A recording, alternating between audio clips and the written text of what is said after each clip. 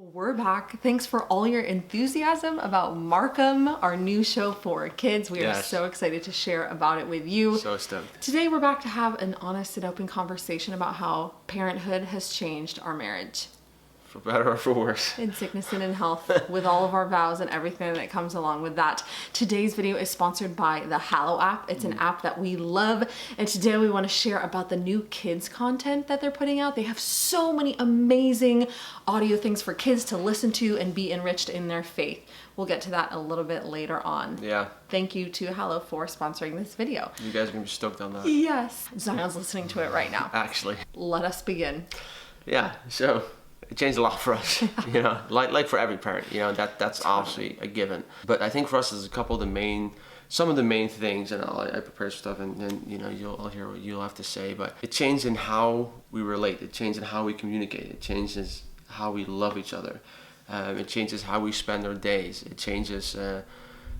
it really changes almost everything in a sense. It changes the own personal time each and every one of us had. It changes our time together, our time as a family, our time as a couple, our time with friends, all these different things. So let's get specific into some of those maybe. So I think first and foremost, it changes, you know, our marriage in regards to, you know, being spontaneous and just being more, the term loosey-goosey isn't maybe a good term, but you know what I'm saying? Like it was just, you know, we didn't really have a care in a sense because we just cared for each other. The only people we had to feed was ourselves, exactly. And there wasn't the nights were typically of good sleep. The food, you know, came at irregulated times, which was totally fine. We'd eat dinner at like 8:30. Right? Literally. Like we would just, you know, work out and go have food and just like watch a movie till late at night and read and do whatever, and, you know, with just working the next day, you know what I mean? So nothing crazy. But I think it forced us to change in ways that you can't really prepare for. I guess you can, but you can't, because until you get thrown into a situation like that, like who's gonna get up to take the baby, you know what I mean? Who's gonna go and feed this kid at this time? Who's gonna dress this kid now? Who's gonna... There's so many different variables, you can't even name them all.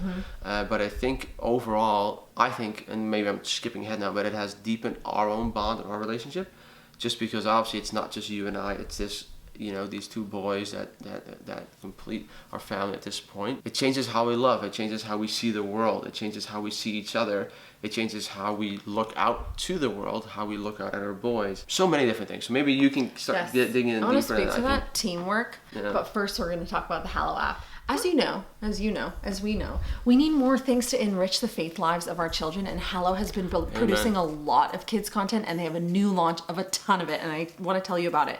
Saints around the world, they have new installments coming out. They have Guess That Saint Daily. People love Guess That Saint Daily. It is so sweet. They have First Communion prep, confirmation prep, how to choose a confirmation saint playlist, amazing, and the Saints Alive radio theater style episodes about the lives of the saints. These are all inside of the app? Yes, these are all inside of the app. As you may know, Hallow has thousands and thousands of prayers for adults, but their kids content section is awesome. Yeah, and it's stories, it's prayers, it's confirmation. There's a lot of different stuff to pick and choose out there that, you know, your kid has a good amount of variation to pick from. Absolutely. Whether it's your kid, your goddaughter, your godson, your nieces, your nephews.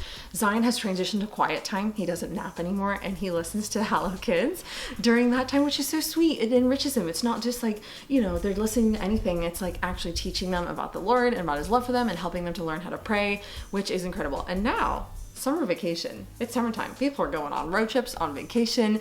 You can use the kids' content in the car, on the plane. I mean, you can, like, anywhere. You're not just entertaining them, but you're actually educating them in a sense as well. They're getting good content in. I did, a sleep story. You guys heard about that. I have my dating novena, which I love how that turned out. If you haven't checked that out, we have a link below that I'm going to leave below for a free trial of Hallow Plus.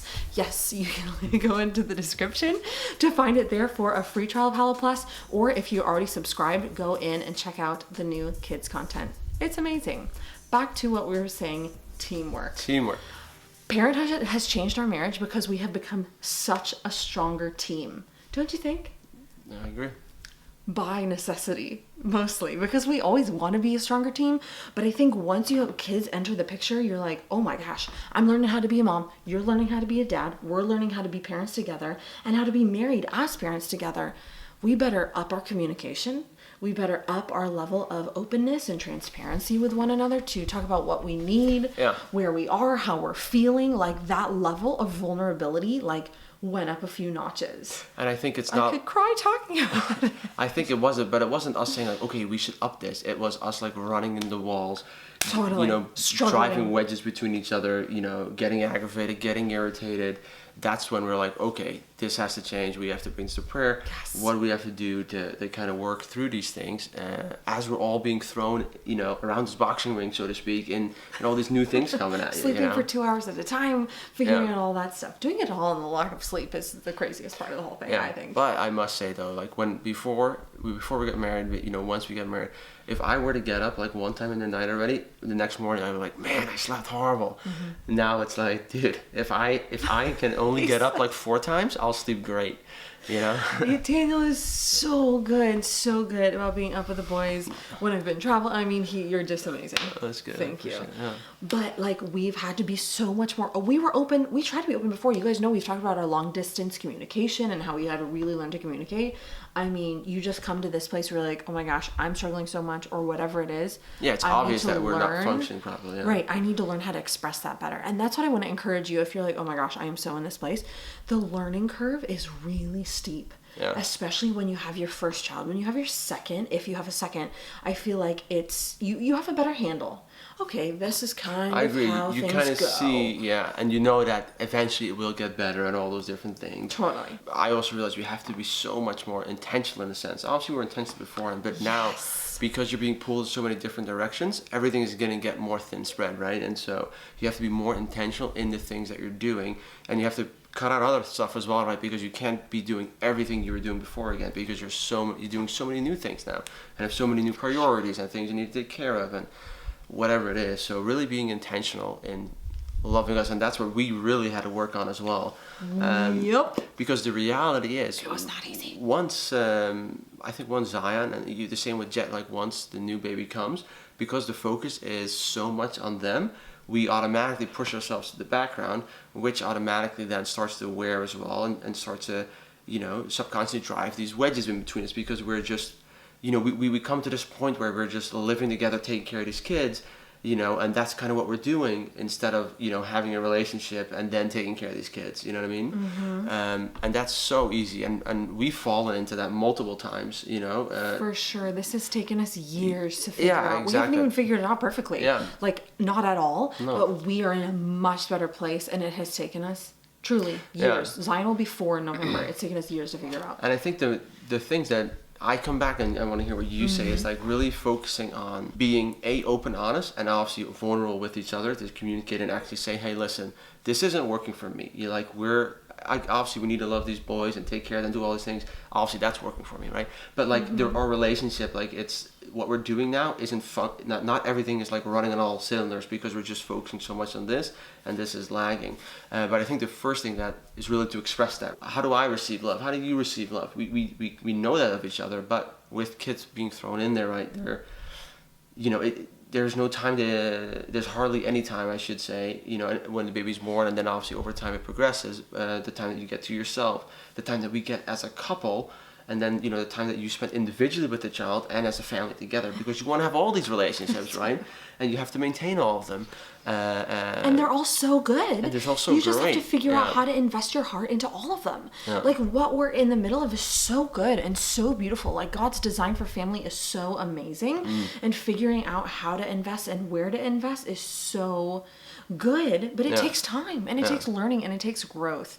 I think one thing you touched on was about being intentional, but also about like figuring out what you need as a person. Yeah. Right? That it's not the concept of like, oh, I'm in this marriage because I need stuff and I'm trying to figure out what I need. But we do ultimately, as people, as parents, as mother and father, need different things to thrive, right? We need support. We need specific ways for this person to love us, whether he's just like listening to me or whether he's like giving me a back rub or whatever. But I had to, as a mother, I had to figure out like what I actually needed. Because you come to this place where you're like, I don't even know what I need. You know, I feel like I'm drowning and I don't know what to do and all this stuff. Like, I don't even know what I need. Like, I need you to love me, but I don't even know how I want you to love me. Yeah. I don't know if I want you to like give me a hug or just listen to me or let me cry. Yeah. It's a process of figuring out what that is, don't you think? Yeah. Oh, for sure. Especially as the woman, right? I went through pregnancy and labor and C-section surgery and all of that stuff. Like my body and my hormones and my mind and my soul and my spirit went through so much. For a husband, obviously it's you, the woman, that goes through all of it, but the husband equally, not so much physically, as we obviously touched on in other videos, but from a lot of other perspectives. Like emotionally, there's so much spiritually, psychologically. Yeah, all the different things. The responsibility, in the end of the day, falls on me as the husband, as the head of this household, to take care of everything and make everything run. In marriage, you process things differently, and it's, you know, a matter of processing them internally. Maybe you need to see a counselor to process things out with that person, but ultimately all of our processing and learning and struggling has, I believe, made us stronger. Yeah, for sure. There's a much deeper bond now, I would say, and that's because of the kids. In that regard, I mean, our relationship itself has changed so much. I feel like how we love each other, you know, how we communicate to each other. The amount of time that we spend now is much more intentional, I think, than it was before. I think that word is so important. Yeah. Intentionality. Yeah. Because back in the day, we had time to be like to work on our marriage, but when kids come to the picture, like. Well, yeah, and it all went on our own clock. You know what I Yeah. mean? Like that. I think that's the big thing as well. It goes on our time when we wanted to do it, when it was convenient for us. And that's not the reality anymore. And that also really affects our relationship, right? Throughout the last couple of years. And again, having to be more intentional and being more confronted in what we were lacking. You know what I mean? I think that word is intentional is so important, because I think so many people, they become parents and they're like, how do I like tend to my marriage? And people are like, oh, just go on dates. And you're like, it's not that easy. Like to just like go on dates. First of all, you don't know what the baby's like. Like you don't like believing the baby might not be possible. The baby might not take a bottle if you're next to the baby. There's so many different keys to that. You might not have the money to just like pay a babysitter. You might not have friends and family who would just come over and watch the baby.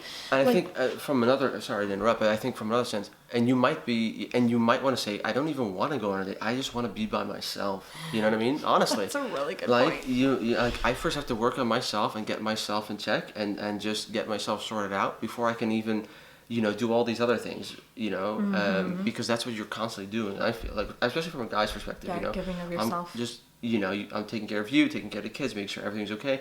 But, you know, you also need to invest time in yourself. And that's the funny thing. I feel the same way. I'm taking care of you. I'm taking care of the kids. Exactly. I'm making sure everything's going well. Yeah. And it's a lot of responsibility. Yeah. And we have to, like, the intentionality of looking at and tending to your own heart is really important as well, because, like, parenthood changes your marriage, but you have to look at your own heart to see, like, how we can stay united, right, in our vows and with one another. Yeah, I remember growing up, my parents would always say to the kids, like, we come first, like, meaning like the parents come first, and after that the kids come, which is true, right? And that's a thing that I think oftentimes it gets reversed, right? Even for us, like, the kids are everything, right? We just want to make sure the kids are okay, and obviously that is what we should do, but our marriage gets kind of pushed to the back burner or pushed back in regards to our relationship, our romantic relationships, having sex, going on dates, all of these other things that come into play, just because you're just constantly looking and taking care of these other things and making sure that they're 100% in check before we attend to ourselves. And when we have time to attend to ourselves, we just want to sit on the couch and close our eyes, or, you know, read a book or watch a movie, or just like bike, you know, into the night, you know, to the beach and just sit there. To Timbuktu. You know, and that's just a reality. And I think it's important, I think, for me and for us, is like finding a rhythm. Are you okay? It's funny because it's true.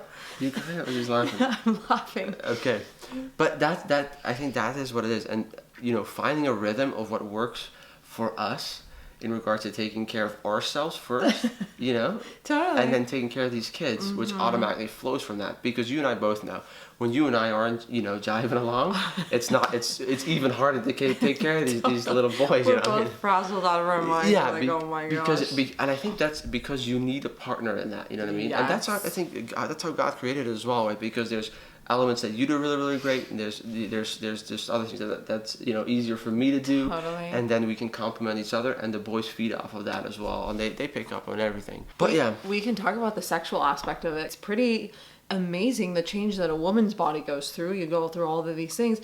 His body hasn't gone through any changes.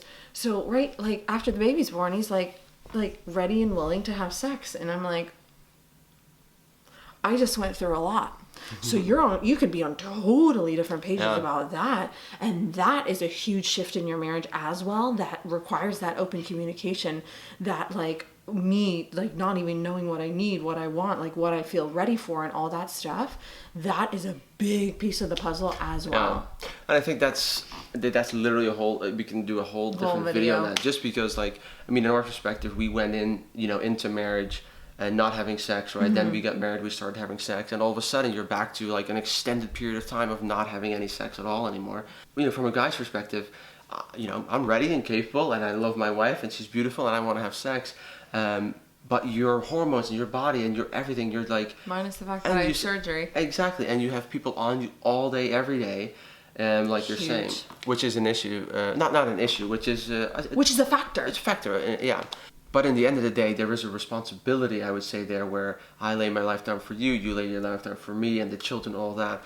So it's just a very tricky balance in order to find that, out. But I think from a guy's perspective, there's a lot of, regarding the sexual part of it, right? It's very easy that you're like, oh my gosh, I'm not getting, the love or attention or affection from my wife as I was getting before. I have all these sexual desires that all of a sudden now are completely snubbed, you know what I mean? Nothing is happening. You're not having any sex, and it gets very frustrating. There can be a buildup of frustration and all that. Just that time after the baby's born, like to heal and be, and to like nourish the baby and be with the baby and like love the baby. It takes a lot of your effort and energy and attention. Exactly, and it requires you to look at things, again, from a different perspective, that for us to then, obviously we're not coming together in the sexual act, but then how is other ways that you can love each other, for sure, that you can still feel that unity together. You're gonna run into things, right? It's inevitable that you're gonna run into things, right? Because there's no one can be prepared for anything. And I think that's a really important part. Maybe we can end on that note, that like it's really almost impossible to prepare for what you encounter together as a married couple when parenthood comes into your life.